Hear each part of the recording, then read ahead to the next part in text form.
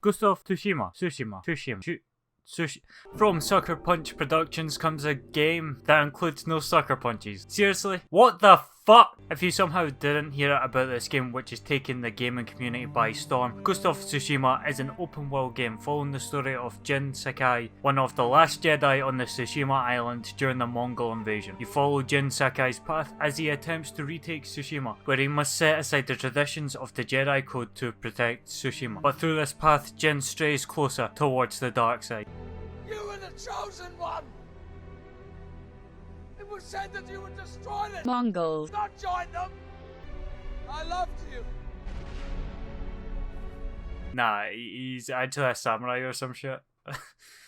Whatever the fuck that is. After an intense and impressive opening, the game tells you to fuck off. So you take this advice, nick some cunt's horse, and give it a symbolic name before galloping away into the open world area where your path towards the dark side will begin. Then you gather up some old and new mates to help you batter the Mongolian cunts and help save your uncle from captivity. That is pretty much the basic plot. Your newly gathered group of misfit samurai avengers all have side quests which you can join them on their own journeys and become a fucking FBI agent apparently. See, if I have to investigate one more set of horse tracks, I'm gonna go fucking AWOL and try to kill every civilian in sight. Oh wait, never mind that, I was already doing that.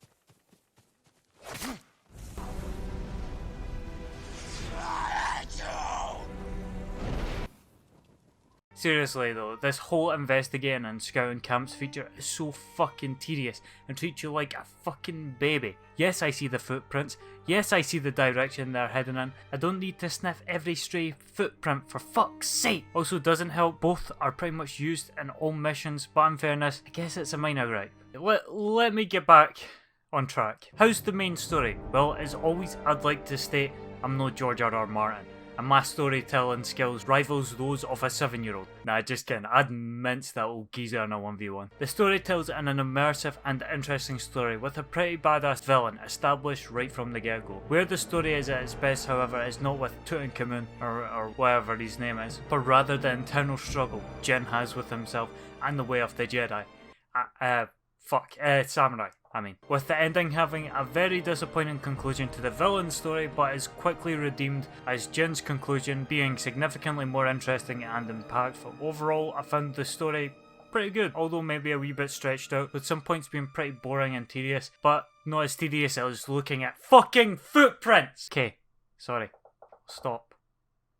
I promise. Ghost of Tsushima actually has a refreshing style of gameplay. I jumped into this game thinking it was either going to be the millionth game to copy Dark Souls' formula of lock on and roll like a fucking Humpty Dumpty, or use a similar approach that this Shadow of Mordor games used. But Ghost went for a sort of middle ground between these games, having the punishing reactive nature of Dark Souls but avoiding the problems of lock-on, which would make combat encounters with multiple enemies significantly more annoying and clunky. However, doesn't change the fact that most encounters look like your average street fight as the camera just fucks off to oblivion. The overall gameplay normally consists of you seeing a camp of enemies and the game's like, right then, go murder them, and you're like, alright, sound mate. No problem.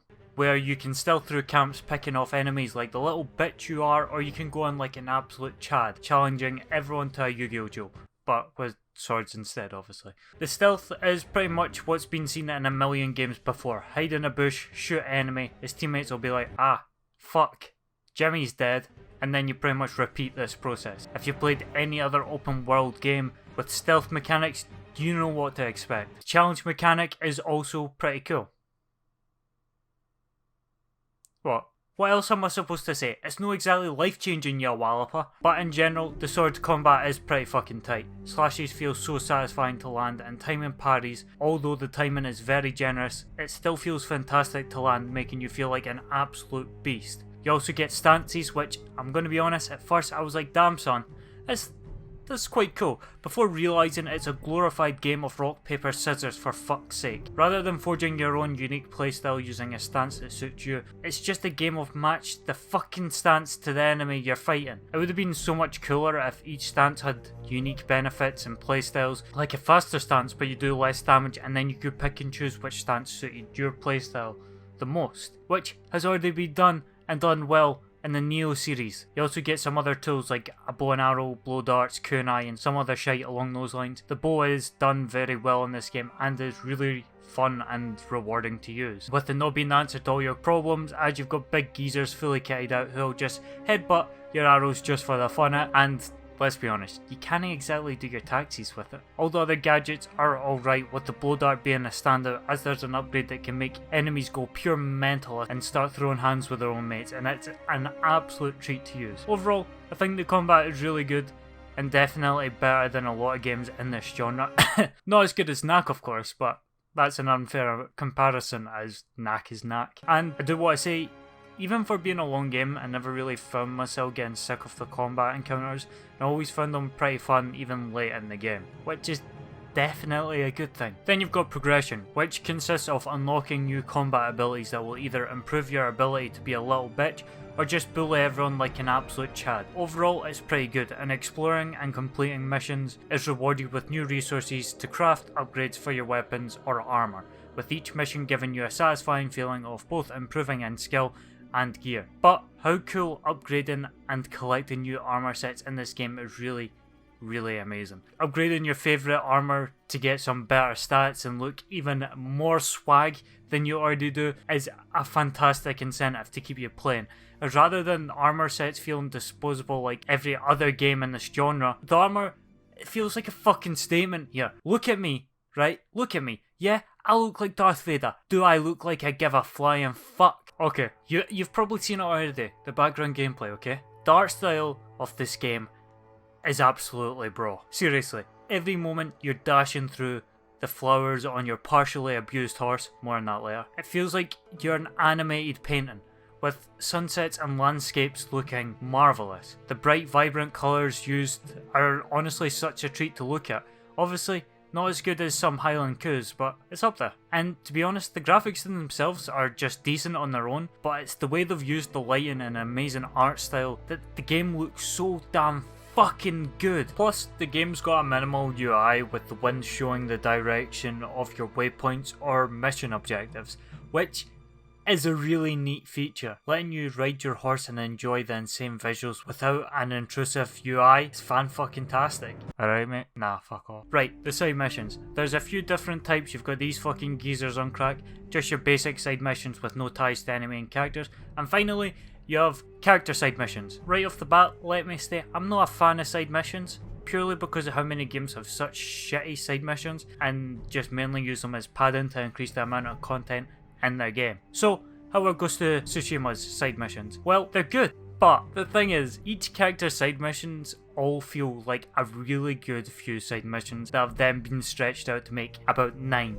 Fucking 9. There are really great moments in these side missions, and they are definitely worth experiencing, but there's so much boring and tedious shit that goes along with them. Oh no, the person you were looking for isn't here. Follow those footprints. Oh no, there's an ambush. Oh, I'm gonna cry, man, like every fucking mission. However, even with the negatives, the side missions are still marginally better than those seen in other games, introducing twists and interesting plot points that add so much more to the characters and overall world. It's just a shame that they start to feel really fucking tedious. I should mention there are quite a few visual glitches, but to be honest, did it fuck affect how much I enjoyed the game?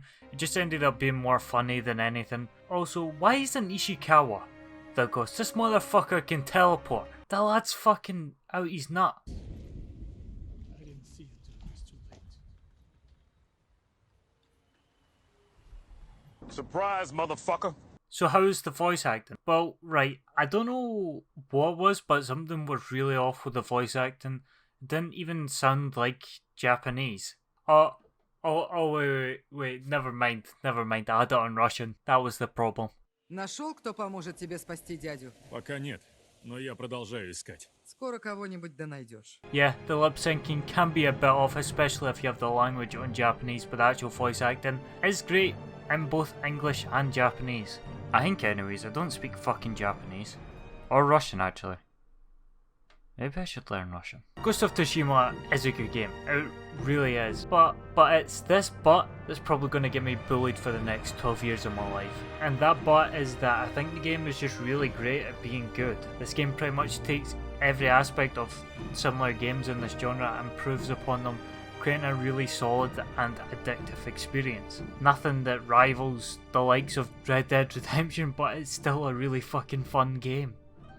So, where does Ghost sit on the shitometer? I guess it really shouldn't be called shitometer for games like this, but fuck off.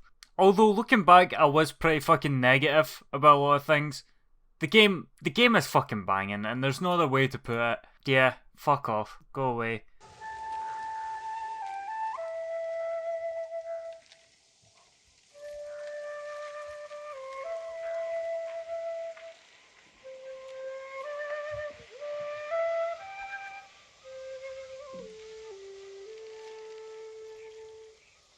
Oh, you're still here, aye?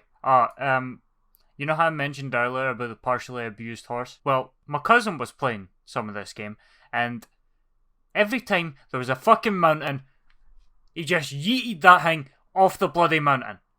That poor fucking horse, man.